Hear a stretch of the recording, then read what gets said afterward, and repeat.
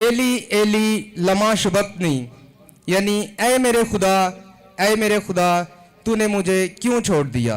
मत्ती 27 बाब 45 से 46 आयत। इस कलमे को 4 हिस्सों में बयान करने की कोशिश करूंगा। ये कैसी तारीखी थी, इस तारीखी का क्या मतलब था, और यसू ने एली एली लमा शबक्तनी क्यों कहा, और हमें क्या करना चाहिए। यहूदी औकात के मुताबिक यसू को तकरीबन सुबह 9 बजे सलीब दी गई। 9 बजे से 12 बजे तक उसने पहले 3 कलमात अदा किए,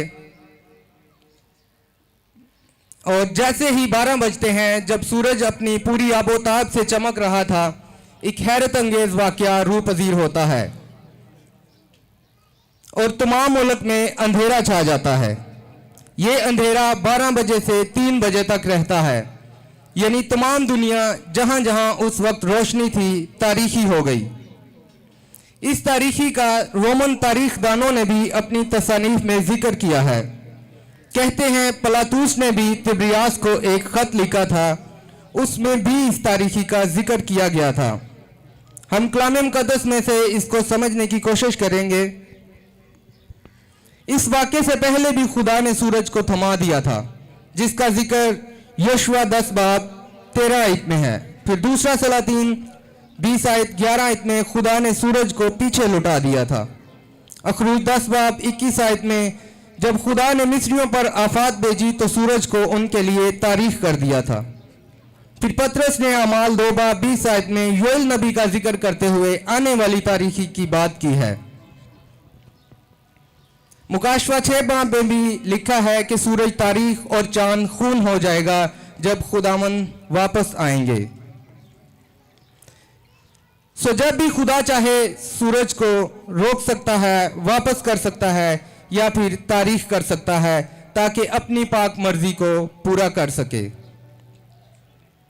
कुछ लोगों का ख्याल था कि यह अंधेरा एक तूफानी हवा की वजह से हुआ था, जिसने मिट्टी और खाक को हवा में बखेर दिया था, और कुछ लोगों का ख्याल है कि बहुत भारी बादल आए थे जिन्होंने सूरज की रोशनी को रोक दिया था। लेकिन लूका की अंजील 23 बाब 45 और 46 आयत में लिखा है कि सूरज तारीख हो गया था और उसकी रोशनी जाती रही थी, और इसके लिए लफ्ज इस्तेमाल किया गया है एक्लिपो, जिसका मतलब है मुकम्मल फेल हो जाना या खत्म हो जाना। सूरज की रोशनी खत्म हो गई थी। ये ना बादल थे, ना खाक थी, और ना ही सूरज ग्रहण, क्योंकि सूरज ग्रहण का लगना नामुमकिन था। ये ईद का दिन था और हर महीने का आगाज नए चांद के साथ होता है, और फसा महीने के दरमियान में आती है, यानी फसा के रोज चांद पूरे दिनों का था और जमीन चांद और सूरज के दरमियान थी। सो सूरज ग्रहण लगना नामुमकिन था। हकीकत यह है कि यह एक मौफ़क़ल फितरत तारीखी थी। खुदा ने रात कर दी थी। खुदा जिसने सूरज को बनाया है वो उसके साथ कभी भी कुछ भी कर सकता है।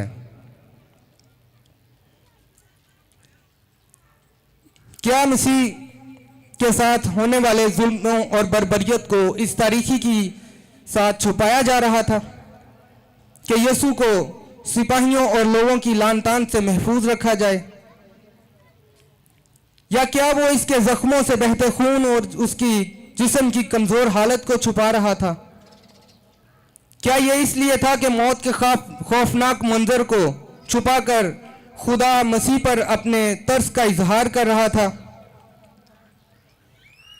क्या ये खुदा की तरफ से एक एहतजाज था इस तमाम जुल्मों सितम पर जो कि हो रहा था? आखिर इस तारीखी का क्या मतलब था? कलाम मुक़द्दस के मुताबिक तारीखी खुदा के गज़ब और अदालत को जाहिर करती है। मंदरजा ज़ाल हवालाजात इसको जाहिर करते हैं। यसाया 5 बाब 13 बाब 60 बाब, योएल 2 बाब 3 बाब, आमोस 5 बाब, सफन्या 1 बाब, मत्ती 24 बाब, मरकस 13 बाब और लूका 21 बाब और अमाल 2 बाब। इन तमाम हवालों में तारीखी को इलाही गज़ब के साथ जोड़ा गया है। खुदा की नजात को हमेशा नूर के तौर पर देखा गया है। मुकाशवा 6 बाब में लिखा है, जब जमीन की अदालत करने मसीह आएगा तो तारीखी होगी। दूसरा पत्रस उसकी 2 बाब में आमदे सानी के मौका पर भी तारीखी होगी। तारीखी जो कि अदालत का निशान है, और यहाँ खुदा सूरज को इसलिए तारीख कर देता है ताकि गुनाह की सजा की ज़ाहिरी अलामत हो। सलीब खुदा की इलाही जजमेंट है, ये इलाही अदालत का वक्त है, और खुदा तारीखी से यह दिखा रहा है कि गुनाह की सजा दी जा रही है। खुदा सिर्फ एक चीज की अदालत करता है और वो है गुनाह। सलीब पर गुनाह की अदालत हो रही है, वो हमारे गुनाहों के लिए सलीब पर दिया गया, उसे हमारे गुनाहों की खातिर सजा मिल रही है। और यीशु जानते थे कि यही तो वजह है उनकी दुनिया में आने की। वो मरने के लिए ही दुनिया में आए थे। वो गुनाह के बगैर था, लेकिन उसने हम सब का गुनाह उठा लिया। सो यीशु खुदा के गजब को बर्दाश्त कर रहा था। उस पर खुदा के गजब का प्याला अंढेला जा रहा था। उसने हर फर्द के लिए मौत का मजा चखा। ये गुनाह की सजा थी, क्योंकि मसीह बेगुनाह था। सो जिन गुनाहों की सजा उसे मिल रही थी वो आपके और मेरे गुनाह थे। एली एली लमा शबक्तनी। अब जब खुदा के गजब का प्याला अंढेला जा चुका तो सजा के खत्म होने का वक्त है, और मौत के साथ ये सजा खत्म हो जाएगी। उसकी जिंदगी का इख्तिताम होने वाला है। आयत 40 के मुताबिक वो जोर से चिल्लाया। पिछले 6 घंटे से वो बेपनाह कर्ब में मुब्तला है, न सिर्फ जिस्मानी तौर पर, क्योंकि जब आपके हाथों और पैरों में कील लगे हों और आप सलीब पर लटके हों और आपकी सांस मुश्किल से निकलती हो और ऑक्सीजन की कमी आपकी अंदरूनी अज़ा को भी ऑक्सीजन की कमी का शिकार कर देती है, और आपके पट्टे खिंच जाते हैं और आप हिल भी नहीं सकते। जब आपके सर पर कांटों का ताज हो और खून आपके सर से नीचे की तरफ बह रहा हो और मक्खियां उस पर बिन बना रही हों, तो आप हिल भी नहीं सकते, सिवाय हल्की सी हिलजुल के। और लान तान आवाजें, मजाक और ताने और उनकी जबानों से निकलता हुआ जहर इसके अलावा था। लेकिन इस जिस्मानी दुख के से ज्यादा एक और दर्द था जो रूहानी तौर पर खुदा की सजा को बर्दाश्त करने का था।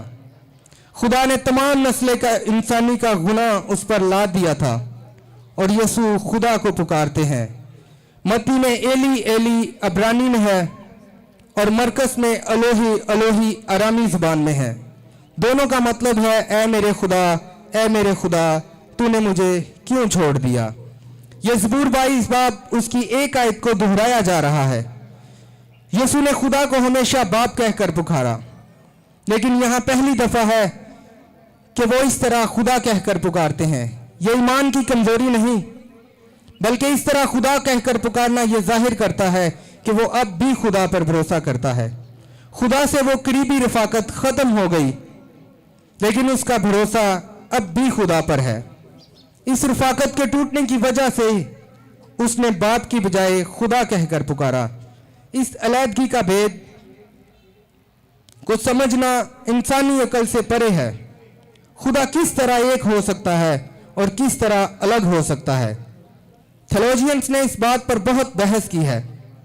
जिस तरह तस्लीस में खुदा और मसीह की तल्लुक को बयान करना मुश्किल है, इसी तरह इस जुदाई को बयान करना भी मुश्किल है। क्या मसीह खुदा नहीं रहा था? नहीं।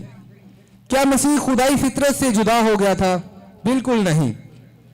क्या मसीह की रफाकत खुदा से खत्म हो गई थी? जी हां, वो अपनी जात में उस वक्त भी खुदा ही था।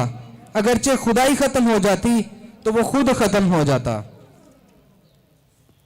इसको समझने के लिए हम कलाम मुक़द्दस में देखेंगे कि जब उसका तजस्सुम हुआ तो तब भी ये जुदाई हुई थी। यूहन्ना 17 बाब 5 आयत में लिखा है कि अब आए बाप उस जलाल से जो मैं दुनिया की पैदाइश से पेशतर तेरे साथ रखता था, मुझे अपने साथ जलाली बना दे। इससे जाहिर होता है कि उसका एक रिश्ता था जो अब नहीं है, और इस तल्लुक को अब वो वापस चाहता है। यानी ये अलैदगी उस वक्त भी हुई जब उसने जिस्म लिया, और यहाँ एक बड़ी और दूसरी तरह की अलैदगी है। हबक्कूक 1 बाब और उसकी 3 आयत में लिखा है कि तेरी आंखें ऐसी पाक हैं कि तू बदी को देख नहीं सकता। और इसी पाकीज़गी की वजह से ये रफ़ाकत ख़त्म हुई। खुदा ने इसलिए मसीह को छोड़ा क्योंकि मसीह पर हमारे गुनाह लदे थे और खुदा गुनाह से रफ़ाकत नहीं रखता। दूसरा ग्रंथियों 5 बाब उसकी 21 आयत के मुताबिक जो गुनाह से वाकिफ ना था उसी को उसने हमारे वास्ते गुनाह ठहराया। सो खुदा जो कि नूर है और उसमें कोई तारीकी नहीं, इसीलिए खुदा ने मसीह को भी गुनाहों का बोझ उठाने की वजह से छोड़ा। वो लोग जानते थे कि मसीह खुदा को पुकार रहा है, फिर भी उन्होंने उसका मजाक उड़ाया। वो कहते हैं, देखते हैं एलिया जो बादशाह का मनाद है वो अपने मसीह बादशाह को बचाने आता है या नहीं, ताकि अपनी बादशाही को कायम कर सके। मेरे अजीजों, गुनाहगार खुदा की बादशाही में ठहर नहीं सकते, इसीलिए खुदा को मसीह को भी छोड़ना पड़ा, क्योंकि खुदा पाक है और मसीह पर उस वक्त हमारे गुनाह लदे थे। पहली सच्चाई यह है कि खुदा गुनाह की सजा दे रहा था, और दूसरी सच्चाई यह है कि मसीह हमारे गुनाहों की खातिर मसलूब हुआ और उसने हमारे गुनाह बर्दाश्त किए। यीशु की इलाही कामलियत को देखें कि सारा गुनाह उस पे है, यहां तक कि वो हमारी खातिर गुनाह बन गया, फिर भी वो खुदा को पुकारता है। वो बेऐब बर्रा है, उसका अपना कोई गुनाह नहीं, और वो खुदा को पुकारता है, ऐ मेरे खुदा, ऐ मेरे खुदा, तूने मुझे क्यों छोड़ दिया। आज हमें चाहिए कि हम खुदा की इस कुर्बानी को अपनी जिंदगी में कबूल करें, ताकि गुनाह की मौजूदगी की वजह से हम खुदा की नज़र से हमेशा हमेशा के लिए दूर ना कर दिए जाएं, क्योंकि गुनाहों की अब और कोई कुर्बानी बाकी नहीं रही। आमीन। खुदावंद आपको इस कलमे के वसीले से सबको बरकत।